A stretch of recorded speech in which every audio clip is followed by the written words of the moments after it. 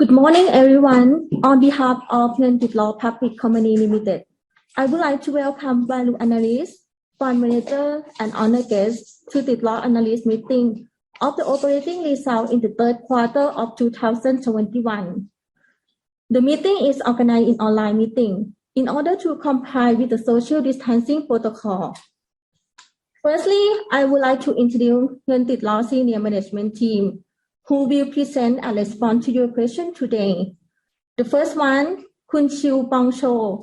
He is the head of marketing and business development and IT. The second one is Kun Veerapat Viriyago Vitya, head of finance and accounting. The last one is Kun Atitaya Poonwattu. She is the head of human resource and insurance brokerage. Today, we will separate this meeting into two sections. The first one, Kun Chiu Pong Cho and Kun Veerapat, will walk through the presentation of the operating result in the third quarter of 2021. And the second part is Q&A section. Will be responded by TIDLOR senior management. If you have any question, please leave your question in the chat box or press the raise hand for question after the presentation. Now, let's start the presentation. Kun Chiu Pong Cho will start the presentation first. Show the presentation.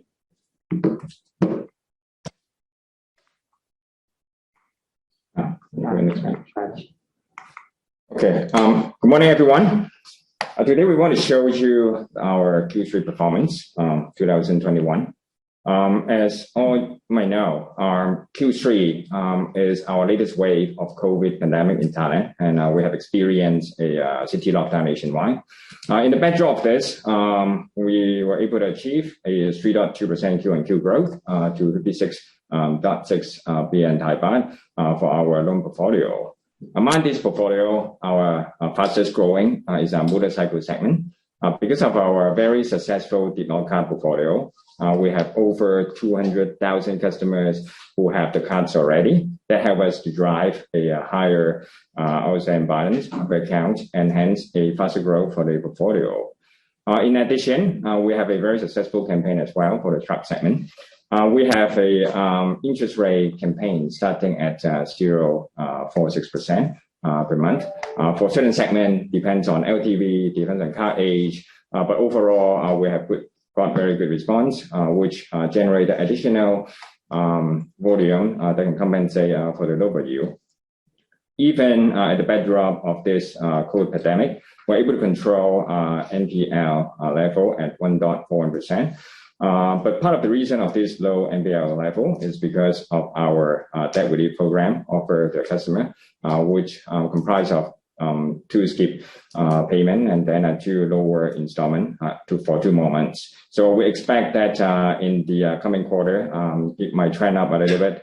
In terms of credit costs, we were at a 1.1%, slightly higher than a quarter earlier, only because we had no reserve release, unlike the previous quarter.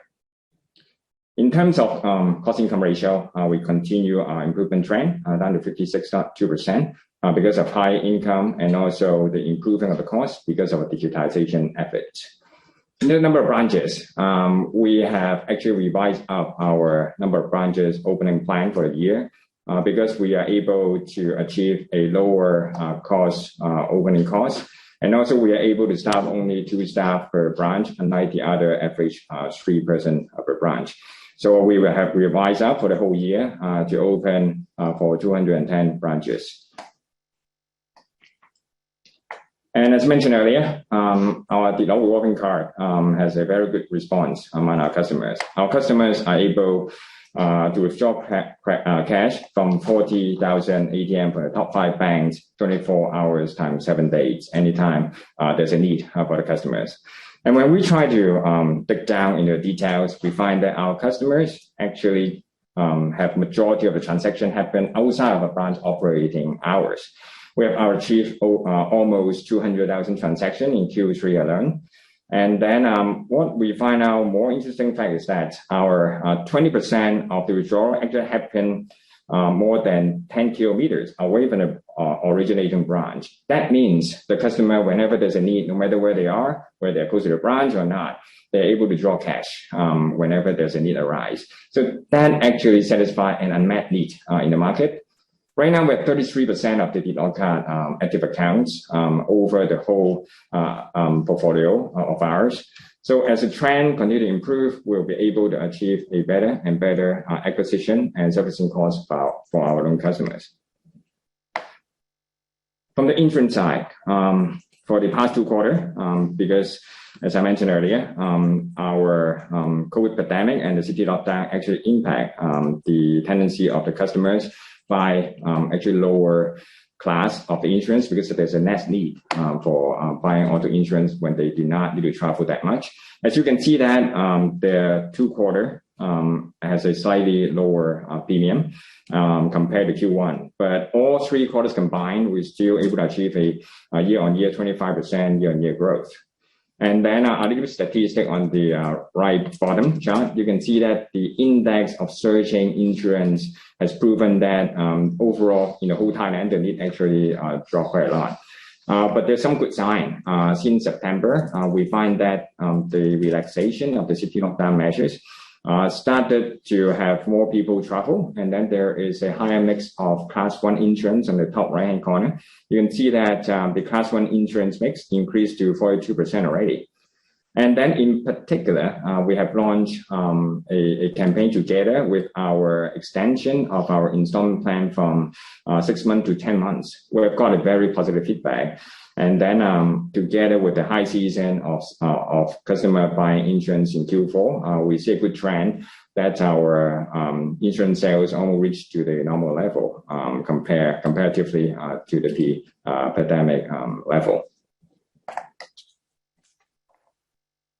And then on the digital investment side, we see continuous benefits continue to derive from all our investment. On the first chart, our disbursement through ATM has reached over 300,000 transactions already. And then online repayment already passed the 800,000 transaction in Q3 alone. And also our very successful TIDLOR mobile application for our customer have registered over 600,000 registered users already.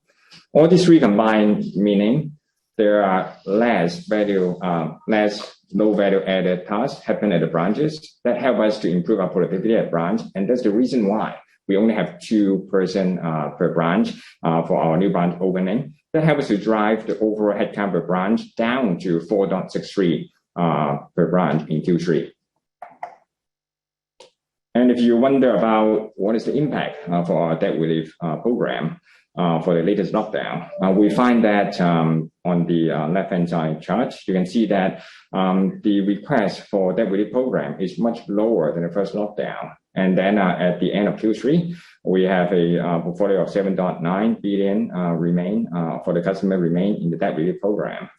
But when we track the payment, when after the 2 skip months of skip payment, the customer paying actually at a comparable level as those who do not enter into the debt relief program. So that means we are actually not worried about this time of the debt relief program impact to our portfolio quality.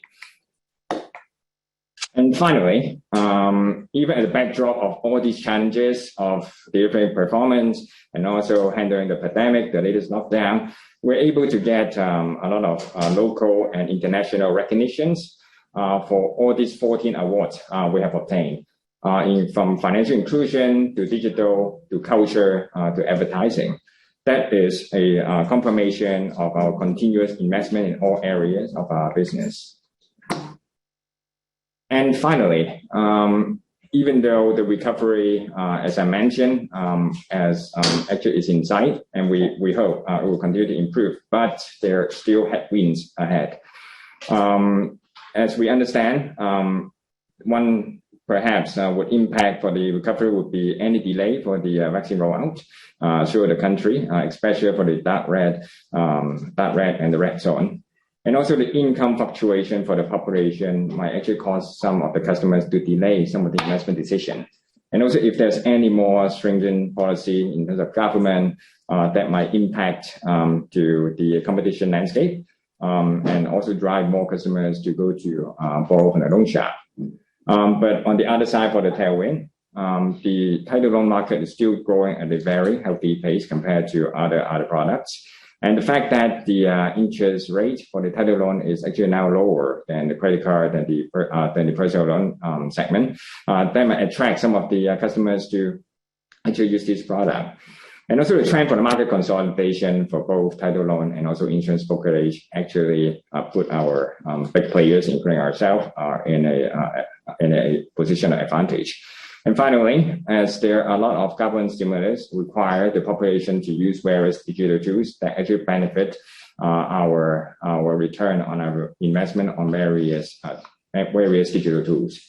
But among all these assumptions, the biggest question mark would be how the COVID-19 situation and the Thailand reopening would play out.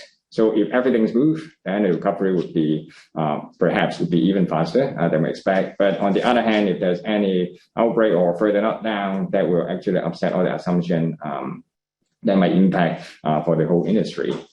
So our strategy still remain the same. We'll continue to leverage on the quick economy recovery at the backdrop of the Thailand reopening, maintain our position in loan and also insurance brokerage business, and also improve our productivity through our core strategy of digital transformation.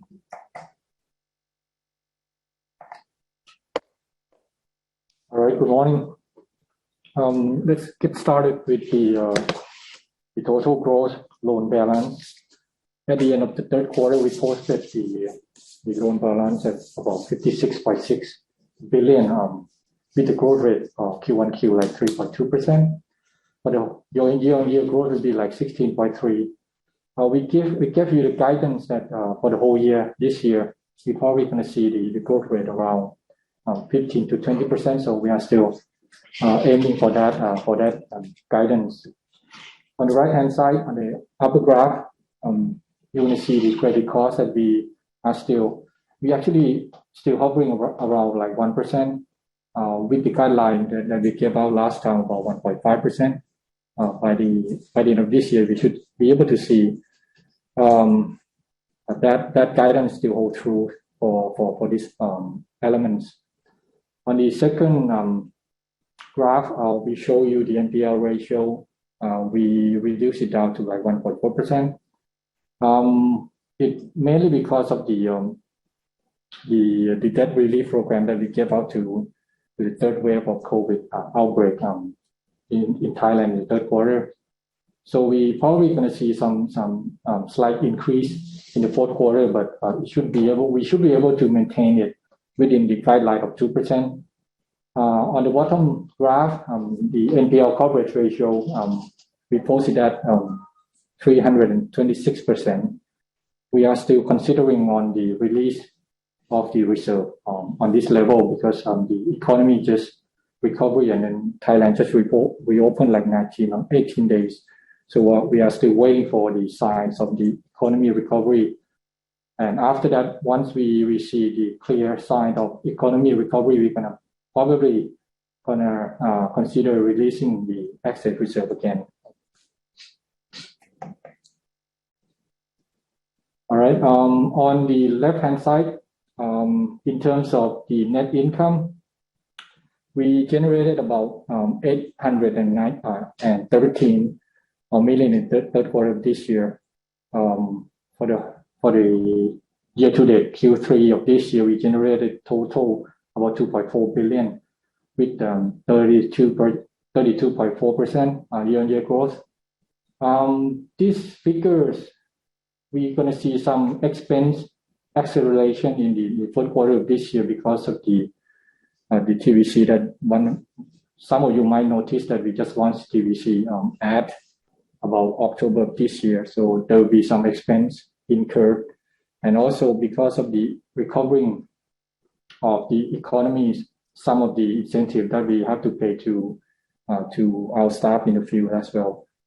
And on top of that, it depends on the arrival of the vaccines in Thailand. If it comes so-called earlier than what we expected, we're probably going to have to spend about 10 million in terms of the the vaccine that we have to give out to our employees. On the right-hand side upper graph, in terms of non-life insurance premium, we generated about 3.5 billion with 25% year-on-year growth. On this element, we gave you the guidance that at the end of this year, we should see the growth rate about 25 to 30%. We are still trying to aim on that guidance. Hopefully, we see some recovery in terms of the insurance premium. On the class that was switched up in the second quarter, we saw a switch back in terms of class 1 in the very end of the third quarter, and so we still continue to see that kind of trend up until now. On the second graph, in terms of the brokerage fee of only non-life insurance, you can simply multiply 20% of that premium. You can see the figures that we posted at 709 million with like 28% year-on-year growth. On the bottom graph, we divided the non-life insurance fee with the total revenue. Year-to-date growth was only like 0.9%. We are still aiming to have this ratio at like 13% in the medium term. So hopefully the trend of the insurance recovery is gonna push up that portion or elements to the right direction.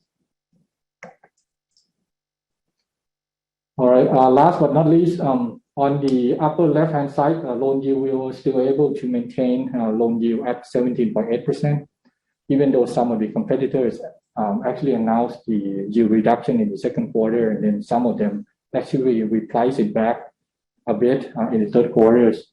In terms of funding costs in the middle graph, upper graph, we were able to reduce the funding cost down to like 2.1%, mainly because of the cash that we got from IPO. We paid bank loans, and also we reissue debentures in the third quarter with the lower rate than what we expected. On the right-hand side upper graph, because of that funding cost reduction, we're going to see some kind of yield NIM expansion up to like 15.7%. On the lower left-hand graph, in terms of return on asset, we posted at 5.5%, but at the end of this year, in the fourth quarter, you're going to see some drop in terms of ROE because of the expense acceleration that I mentioned about. Lastly, on DE ratio, in the third quarter, we posted at 1.9. We're probably going to see this ratio quite consistent up until the end of this year at 1.9 times of the equities.